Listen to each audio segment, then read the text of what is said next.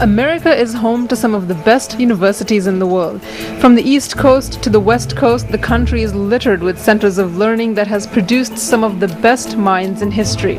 Sri Lankan students hoping to study in the United States have several hurdles to overcome. You have to first get accepted, find the finances, get the visa, and then adapt to the culture and learn to live and study without your immediate support system. Tonight's episode of Global Perspectives is especially for students. We'll be talking about how to select the best university for you, including options you may not have heard of before, and how to prepare your applications. We'll also be talking with a visa officer from the American Embassy, someone you could be seeing during your visa interview. He'll share some advice on increasing your chances of getting a visa. That's what's ahead on this week's Global Perspectives.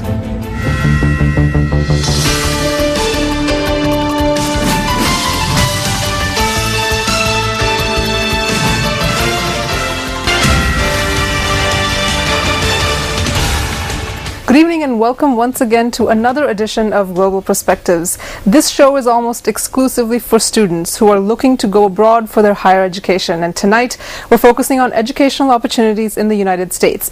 July is the beginning of the university application season, so for all of you out there hoping to apply to an American university, we thought we'd bring you some inside information to hopefully help you with your applications.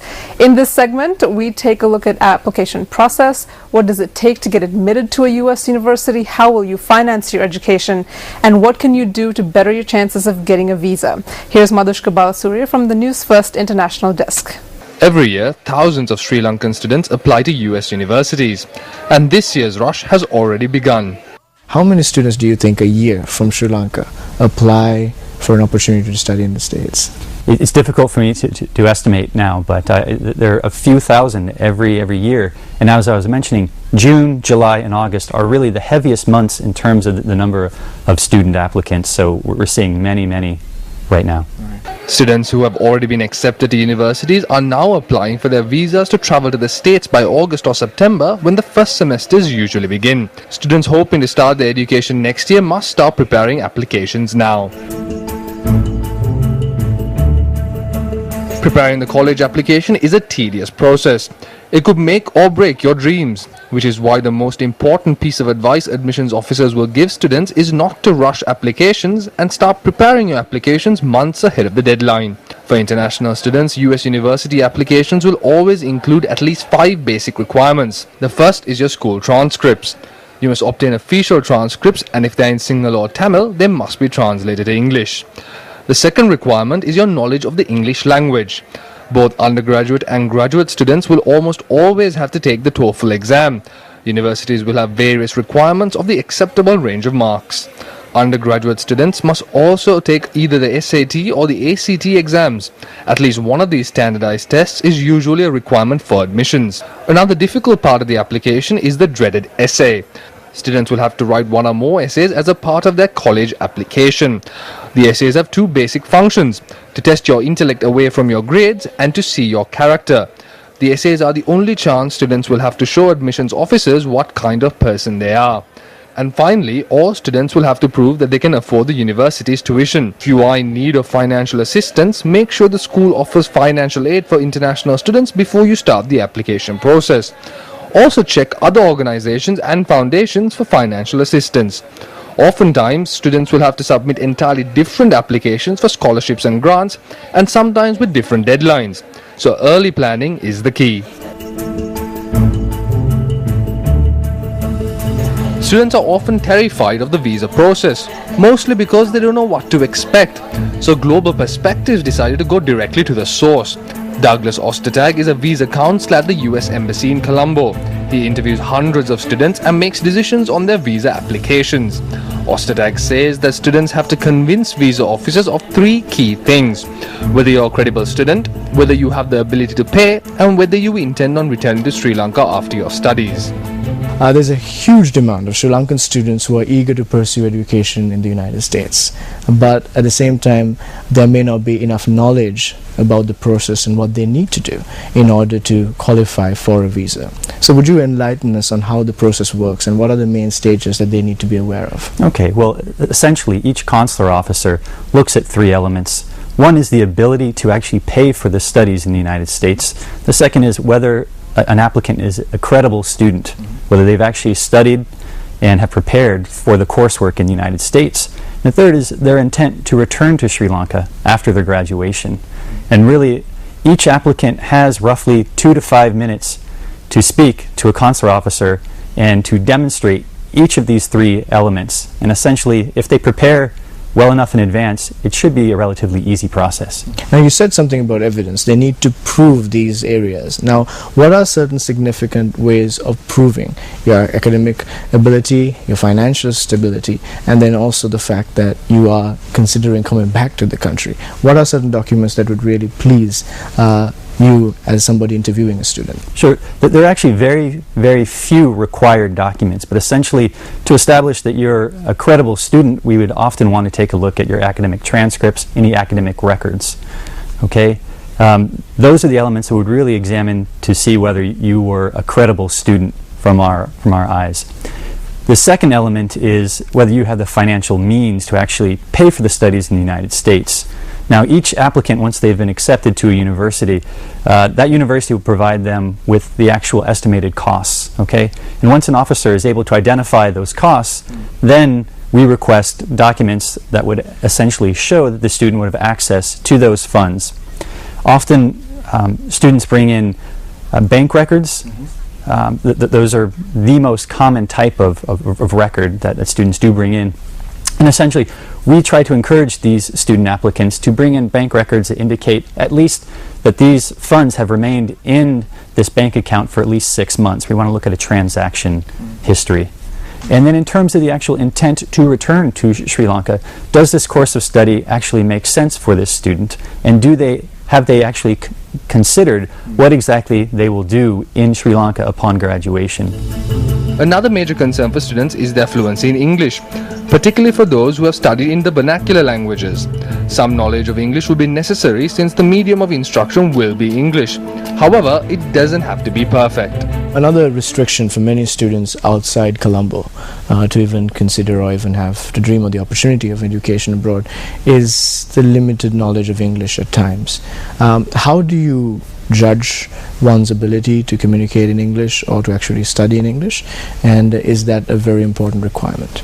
Often when a student has been accepted into a university or college in the United States, a form called the Form I-20 is issued to the student, and essentially set forth next to the tuition costs is whether the instruction will be in English or English as a second language. Now, if the course of instruction will be administered in English, then essentially that interview will be conducted in English, and the officer will be assessing whether that student actually has the ability to carry on at a university level.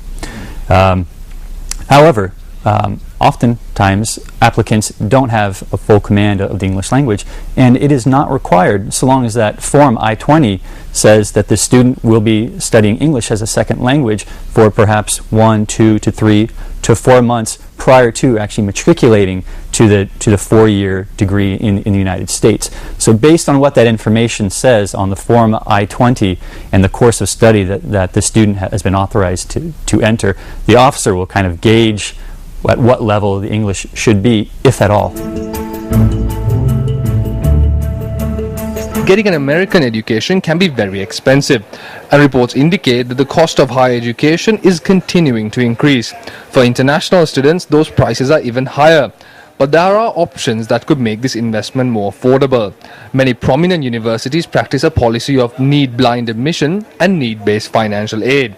That means they will admit the student despite your financial status and provide financial assistance based on your need. And so these are very clear indications of what they should do, and I'm sure that for some of the students who are watching out that this helps them figure out how they should prepare for the interview. But for those who may not have the financial means to ever dream of an opportunity to study outside Sri Lanka, and especially in the United States, what are the opportunities that are available that they should be pursuing, and things that as a visa officer you would take as valid opportunities for them to enter the States as students? Yeah, we regularly see students who wouldn't otherwise have adequate means to actually study in the United States, but there are so many opportunities for these students to search for available scholarships, tuition waivers, these sorts of things that many universities all throughout the United States actually do offer. In fact, here in Sri Lanka, there's the Fulbright Commission, And housed inside of this place are actual education advisors. And students in Sri Lanka can actually access this facility and speak with these advisors, who will then provide them with access to listings of scholarships and other types of financial aid that are available to international students. And I see this very, very regularly. In fact, this is June, and this is the start of the very heavy season in terms of student applicants here in Sri Lanka.